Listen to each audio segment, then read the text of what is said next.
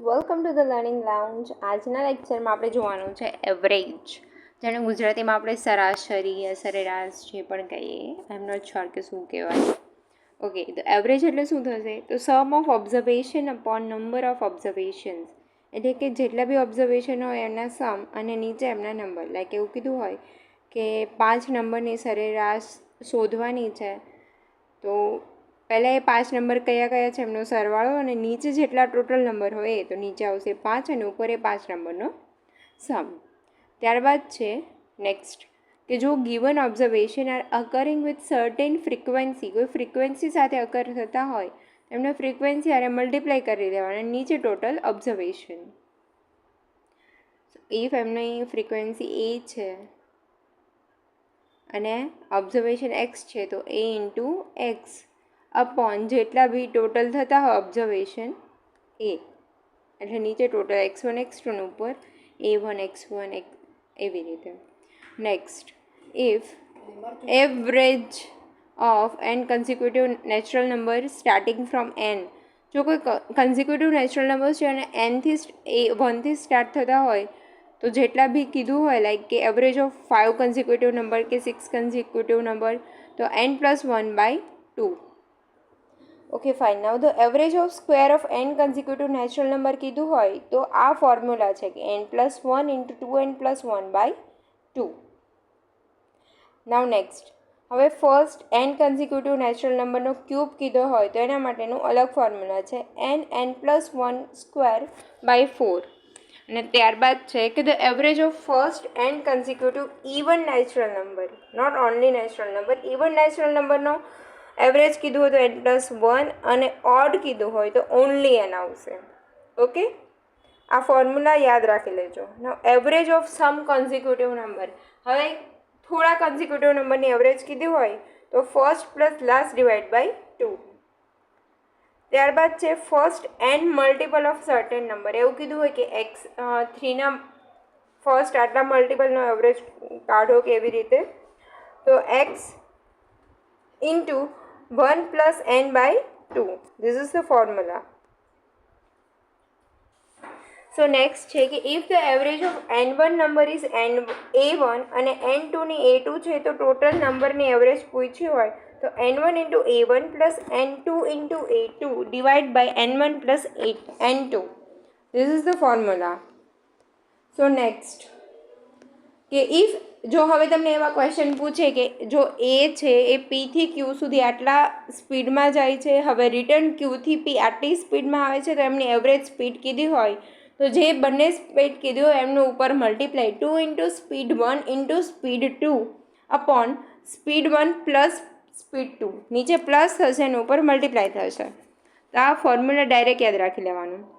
Next, if a distance is travelled with 3 different speed, 3 અલગ અલગ speed આપેલી હોય અને એવરેજ સ્પીડ કહે ત્યારે 3 × abc upon ab + bc + ca. After that, હવે એવરેજ ઓફ બોલર કીધું હોય તો total run upon number of wickets. આ સિમ્પલ ફોર્મ્યુલા છે. So next, if in a group one number is replaced by new member, then કોઈ નંબર હોય કે કોઈ એવું કીધું કે આ નંબરની જગ્યાએ ભૂલથી આ નંબર થઈ ગયું હોય, તો આ મેમ્બરની જગ્યાએ આ ન્યૂ મેમ્બર એડ થયું હોય, તો કોઈ ન્યૂ મેમ્બરનું એજ શોધવાની હોય કે યા તો ન્યૂ મેમ્બર કયો છે એ શોધવાનું હોય, એના માટે ફોર્મ્યુલા છે age of replaced thing or replaced member ± x × n, કે જ્યાં x બરાબર increase or decrease in average, જે એવું કીધું હોય કે એવરેજમાં આટલું ઇન્ક્રીઝ થાય છે તો આટલું ડિક્રીઝ થાય છે, તો x બરાબર એ લેવાનું અને n એટલે નંબર ઓફ મેમ્બર્સ. ખાલી અત્યારે સૂત્ર યાદ રાખી લો, આપણે આગળ આનો યુઝ કરવાનો છે અને પ્રેક્ટિસ પીડીએફમાં બી આવા ક્વેશ્ચન હશે. Now next, if new member is added, જો રિપ્લેસ થતું હોય ત્યારે આ ફોર્મ્યુલા આવશે. બટ અગર કોઈ એડ થાય છે, કોઈ સબસ્ટ્રેક્ટ નથી થતું, 10 છે તો એમાં 11 થતું હોય, ત્યારે એવરેજ ± xn+1, રિપ્લેસમાં x × 1 હતું, અહીંયા xn+1 હશે, અને જો કોઈ ગ્રુપમાંથી જતું હોય એટલે કે સબસ્ટ્રેક્ટ થતું હોય તો n-1 આવશે. Now if the average of n number is m, later on it was found that a number a was misread as a b, તો કરેક્ટ એવરેજ ફાઇન્ડ કરવાની કીધું હોય. ઘણા બધા એવા સમ હોય કે આ એવરેજ 5 નંબરોની એવરેજ 10 છે, પણ ભૂલથી 4ની જગ્યાએ 8 લખાઈ ગયું છે, તો 8ની જગ્યાએ 4 લખાઈ ગયું છે. તો કરેક્ટ એવરેજ ફાઇન્ડ કરવાની કે ત્યારે શું કરવાનું? If the average of n number, જે તમને એવરેજ આપેલી હોય, એવરેજ પ્લસ જે મિસરીડ થયા હોય નંબર, એનું સબસ્ટ્રેક્શન કરવાનું કે 4ની જગ્યાએ 8 લેવાઈ ગયા છે, તો 8 લેવાઈ ગયા છે તો -8 + 4. જે ભૂલથી લેવાઈ ગયું છે એને માઇનસ કરવાનું, ને જે લેવાનું છે એને પ્લસ કરવાનું, ડિવાઇડેડ બાય ટોટલ નંબર. આ ફોર્મ્યુલા અત્યારે ટ્રિકી લાગશે કે યાદ નહીં રહેવું લાગશે, બટ જ્યારે તમે એને સમમાં યુઝ કરશો ત્યારે બહુ ઇઝી હશે. Now if the average of n number is m, later on it was found. હવે પહેલાં એક નંબર હતું કે એની જગ્યાએ બી લેવાઈ ગયું હતું, પણ હવે 2-3 નંબર મિસરીડ થાય ત્યારે શું કરવાનું? તો જે આપણે એડ કરવાનું હોય એને પ્લસ કરશું, જે ભૂલથી એડ થઈ ગયું છે એને માઇનસ કરવાનું, અને જેને એડ કરવાનું હતું એમને પ્લસ કરી દેવાનું. બસ એવરેજ પ્લસ એડિશન એ સબસ્ટ્રેક્શન કરવાનું કે જેને તમારે એડ કરવાનું છે એ પ્લસ થશે, ને જે ભૂલથી એડ થઈ ગયું એ minus, divide by total numbers. Let's see first question કે the average mark obtain in exam by 8 student is 51 સ્ટુડન્ટને એવરેજ માર્ક 8 છે. By 9 other student was 68. 9 સ્ટુડન્ટના 68 છે, તો average mark of all 17 student was. So અહીંયા શું કરવાનું? 51 × 8 = 408. 1 minute. અને 68 × 9 એટલે 612. એ બેને પ્લસ કરી ડિવાઇડ બાય 17, કેમ કે 8 ને 9 એટલે 17 થાય. તો ટોટલ 17ની કીધી છે, તો પહેલાં બંનેનો મલ્ટીપ્લાય કરી એમનું addition divide by total numbers, તો આપણને બધા સ્ટુડન્ટની એવરેજ મળી જાય. So next question is 12 kilogram of rice costing ₹30 per kilo is mixed with 8 kilogram of rice costing ₹40 per kilo. The average per kilogram price of mixed rice. એટલે કે 1 કિલોગ્રામના 30 રૂપિયા છે એવી 12 કિલોગ્રામ રાઈસ, અને 1 કિલોગ્રામના 40 રૂપિયા છે એવી 8 કિલોગ્રામ રાઈસ. આ બંનેને મિક્સ કરવામાં આવે છે, તો એમની એવરેજ પ્રાઇસ કેટલી હશે? તો પહેલાં તો 1 કિલોના 30 હોય એવી 12 કિલો છે, એટલે એના કેટલા ભાવ થશે? 12 × 30 એટલે 360. અને 1 કિલોના 40 રૂપિયા હોય એવી 8 કિલોગ્રામ છે, તો 40 × 8 એટલે 320. હવે આ બંનેનો સરવાળો કરી દો, ડિવાઇડ બાય ટોટલ કેટલા કિલોગ્રામ છે? તો 12 + 8 એટલે 20. તો 680 ડિવાઇડ બાય 20, તો આપણને મળશે ₹34 પર kg પ્રાઇસ. હવે next question, 1 minute, question read કરીને કે એવરેજ ઓફ 15 નંબર ઇઝ 7. 15 નંબરની એવરેજ 7 આપેલી છે. If average of first 8 number is 6.5. પહેલા 8 નંબરની એવરેજ 6.5 છે, અને છેલ્લા 8 નંબરની એવરેજ 9.5 છે, તો મિડલ નંબર શું છે શોધવાનો છે. તો અહીંયા જુઓ, પહેલા 8 અને છેલ્લા 8, એટલે આમ ટોટલ કરવા જાય તો 16 થઈ જાય, રાઈટ? પણ નહીં, પહેલા 8 છે તો 8 × 6.5 એટલે 52, ત્યારબાદ 8 × 9.5 એટલે 76. હવે આ બંનેનો સરવાળો કરી દો, 52 + 76 એટલે થશે 128. અને આપણને ઉપર શું આપેલું છે? બધા 15 નંબરનો આપેલો છે, તો 15 × 7 105.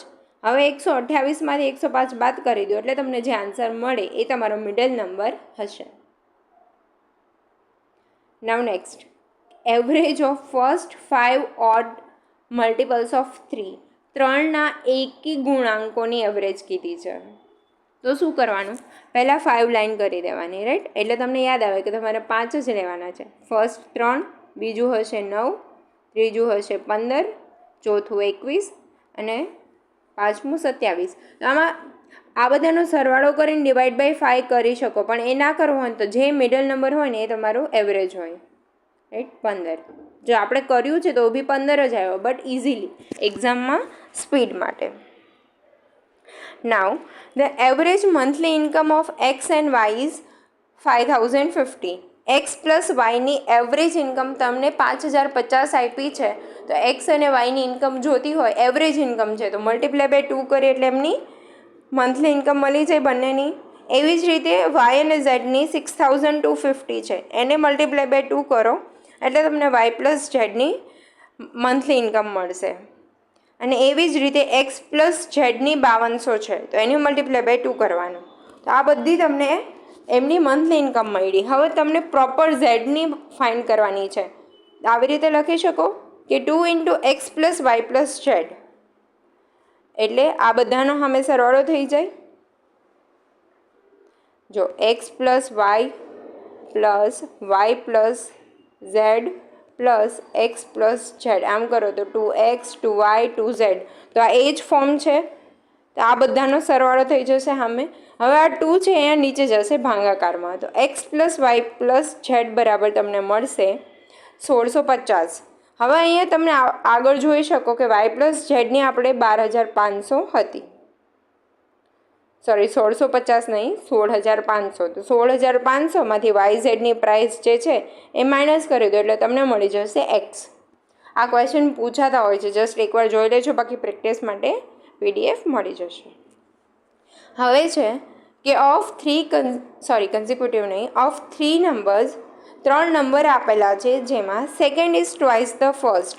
પહેલો નંબર છે એના કરતાં 2 ગણો બીજો નંબર છે, and thrice the third. Second number છે ફર્સ્ટનો ટ્વાઇસ છે, second is twice the first. પહેલા નંબર કરતાં 2 ગણો છે, and third is and also thrice the third, અને ત્રીજા નંબર કરતાં 3 ગણો છે. સેકન્ડ નંબર, હવે પહેલાં થર્ડ નંબરના એક્સ ધારી લ્યો. શું કીધું છે? Second number is thrice the third, ત્રીજા નંબર કરતાં, સોરી 1 મિનિટ, ઓકે. તો અહીંયા થર્ડ નંબરને આપણે એક્સ ધારી લઈએ. તો સેકન્ડ નંબર શું છે? Second number is thrice the third number કરતાં 3 ગણો છે, રાઈટ? તો થર્ડ નંબરને આપણે એક્સ ધારીએ તો સેકન્ડ નંબર આપણો થશે 3x. એવી જ રીતે શું કીધું છે કે second number is twice the first. Second number છે પહેલાંના 2 ગણો છે, એટલે પહેલાંનો અડધો થશે, તો સેકન્ડ નંબર ડિવાઈડ બાય 2, એટલે આપણને ત્રણેય નંબર્સ મળી ગયા. હવે લાર્જેસ્ટ નંબર ફાઇન્ડ કરવાનો છે. તો સિમ્પલ, આ ત્રણેયનો સરવાળો તમને આપી દીધો છે, રાઈટ? સોરી, નોટ સરવાળો, બટ એમની એવરેજ આપી દીધી છે કે if average of 3 number is 44, તો x plus 3x by 2 divided by 3 is equal to 44. અહીંયા 2 બધામાં નીચે LCM લઈ લો અને છેદમાં લઈ લો એટલે શું થશે? બધાના છેદમાં 2 આવી જાય એટલે 2x plus 3 2 Jha 6x plus 3x, અને 2 નીચે આવશે એટલે 6. 6 ને અહીંયા 44 આરે મલ્ટીપ્લાયમાં જવા દો, અને ઓકે, પ્લસ અહીંયા 6 ને 3 9, 10 ને 11, તો અહીંયા થશે ડિવાઇડેડ બાય 11. તો 11 4 ઝા 44, 4 6 ઝા 24, એક્સ બરાબર તમને 24 મળી ગયું. હવે લાર્જેસ્ટ નંબર કીધું છે, તો લાર્જેસ્ટ કયો થશે? 3x. તો 3 ઇન્ટુ 24 ઇઝ ઇક્વલ ટુ શું થશે? 72. Here is. Now next question, કે the average mark in maths for 5 student is 50. 5 જણાના મેથ્સમાં માર્ક 50 છે, એવરેજ માર્ક. હવે એવું જાણવામાં આવ્યું કે ઇન કેસ એક સ્ટુડન્ટના માર્ક 48 મિસરેડ એઝ 84. 48 હતા, બટ એને 84 તરીકે રીડ કરવામાં આવ્યા, ભૂલથી 84 રીડ થઈ ગયા. તો કરેક્ટ એવરેજ પૂછી છે આપણને. તો પહેલાં તો શું કરવાનું કે એવરેજ શું મળે છે અહીંયા?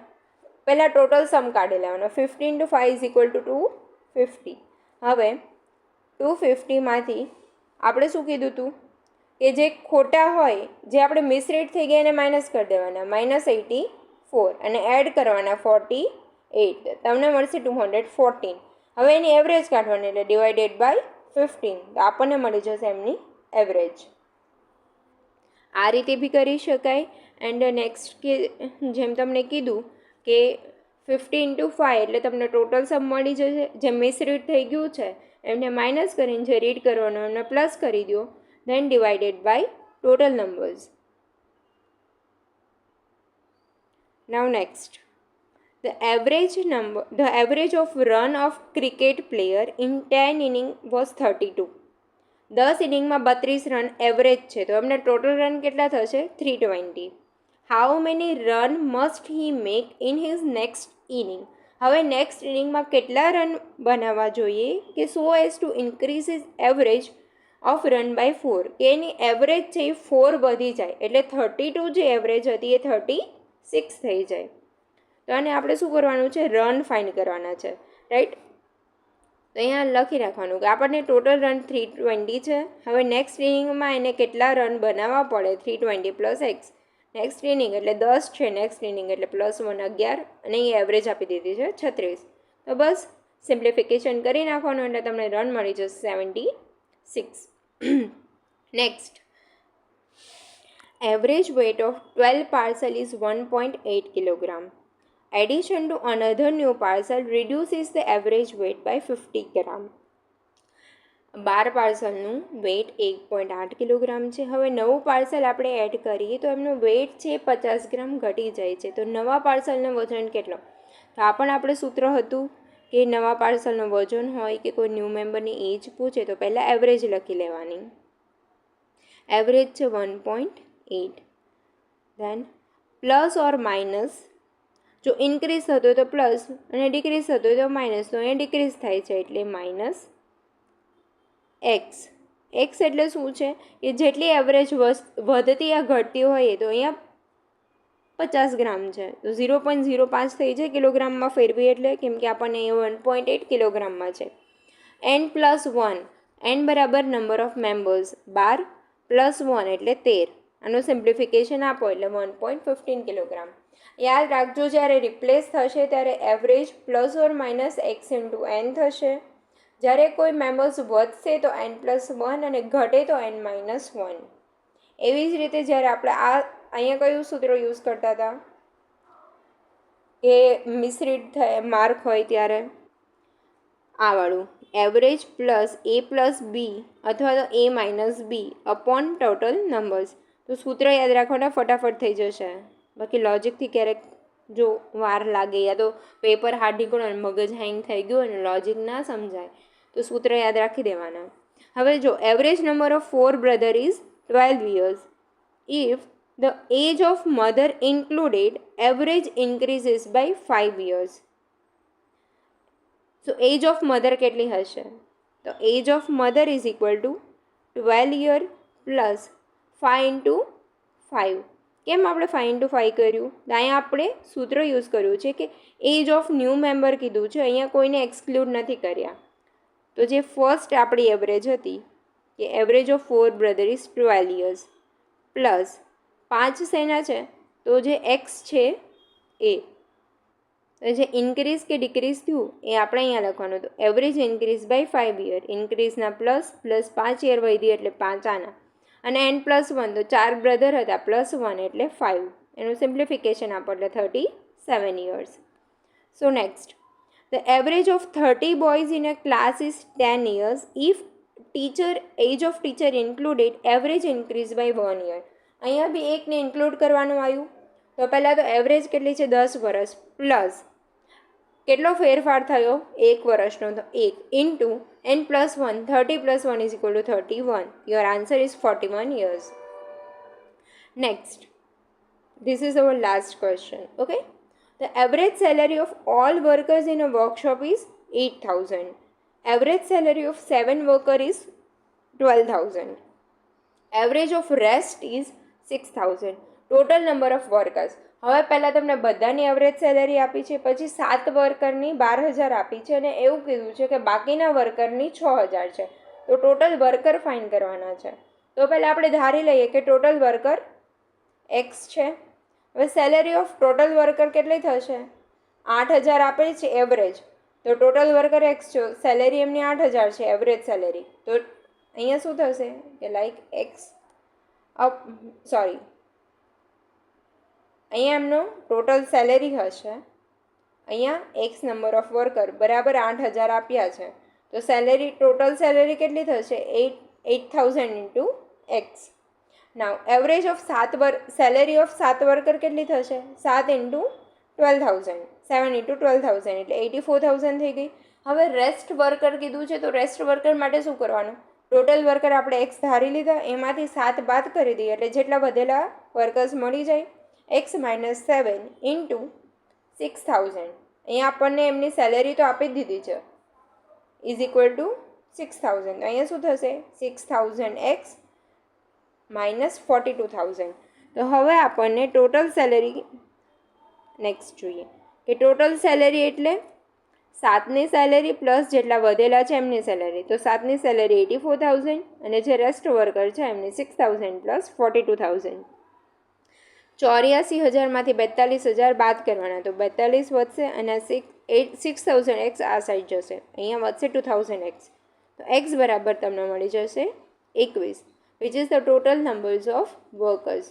Okay guys, thank you. જો તમને અમારો વિડીયો ગમ્યો હોય તો પ્લીઝ લાઇક કરી દેજો, કોઈ કમેન્ટ કરી દેજો, કોઈ બી ડાઉટ હોય તો બી કમેન્ટ કરી દેજો, અને વર્ક તમને સારો લાગતો હોય તો થોડું એપ્રિશિએશન આપી દેજો. એન્ડ યસ, તમારા ફ્રેન્ડ્સ જોડે શેર કરી દેજો. And then bye and thank you. Okay, by.